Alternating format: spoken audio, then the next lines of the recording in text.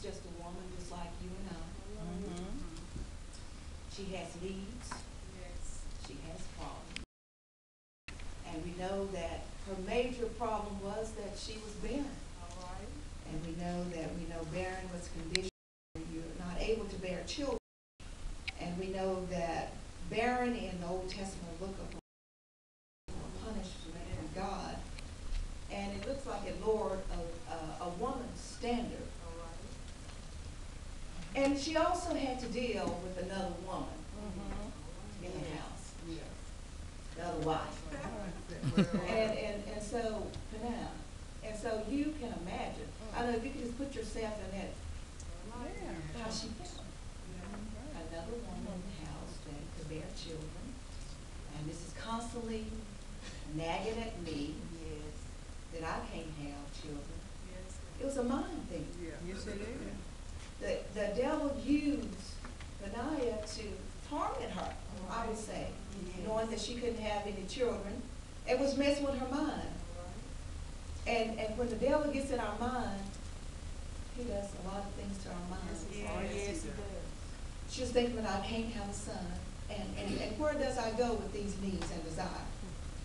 She had a husband that loved her. And her husband gave her a double portion, trying to show her how much he loved her, but still, that wasn't enough. And then she found herself weeping. And he asked her, why do you weep? Why do you not eat? And why is your heart so grieved?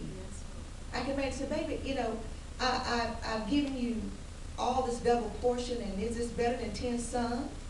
And the only place Ham could go was to God.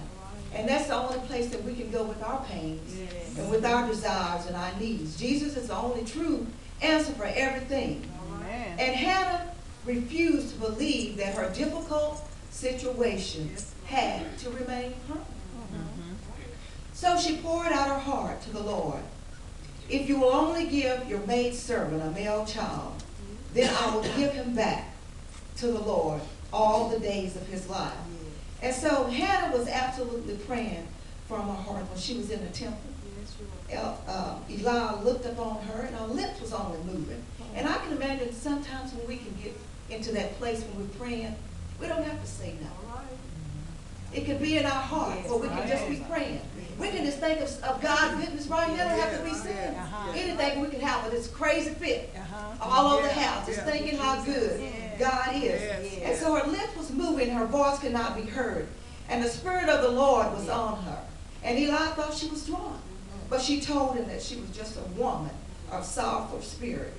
Have not drunk neither wine nor intoxication drink, but have poured out my spirit before the Lord. And Eli told her to go in peace, and God rewarded her faith with a son, Samuel. And when the time for her to keep her word, she gave Samuel to the service of the Lord. And she did so with a thankful heart. And prayer changed the course of Hannah's life, and we will do the same thing for us if we will be persistent in our faith and walk in the favor of God. Amen.